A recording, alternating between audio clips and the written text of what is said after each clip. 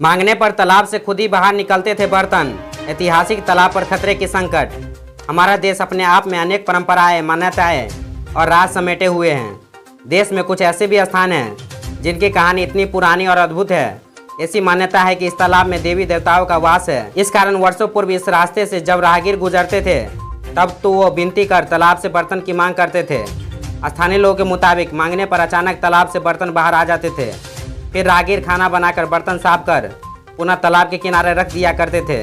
बर्तन खुद ब खुद अंदर चला जाता था। बासोपट्टी के स्थानीय लोग का मुख्य धरोहर ऐतिहासिक तालाब पर संकट छाया हुआ है। कई वर्षों से तालाब का जीर्णोद्धार एवं सौंदर्यीकरण का आस स्थानीय लोगों में लगा हुआ है, परंतु सरकार की ओर से कोई पहल नहीं हो पाने से स्थानीय लोग मायूस है।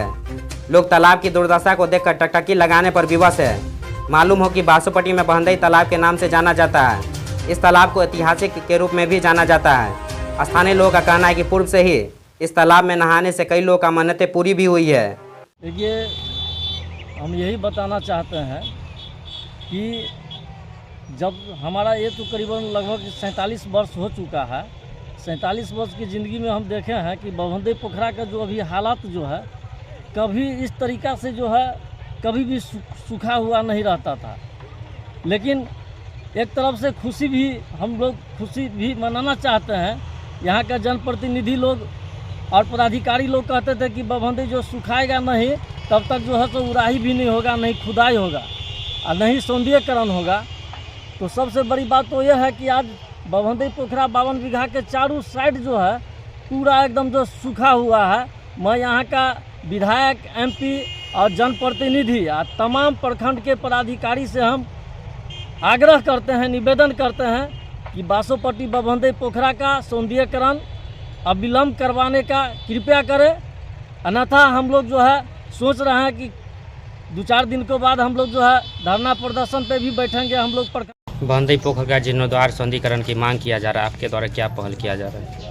बहंदई एक ऐतिहासिक तालाब है और बासोपट्टी प्रखंड का धरोहर है। 27 एकड़ आज भी उसका रकबा है और इतना बड़ा तालाब शायद ही ज़िले के अंदर 2-4 होगा। और ऐसे ऐतिहासिक विषय पर मैं 2010 से 15 में भी और इस बार भी लगातार उस पर सरकार से मांग करता रहा।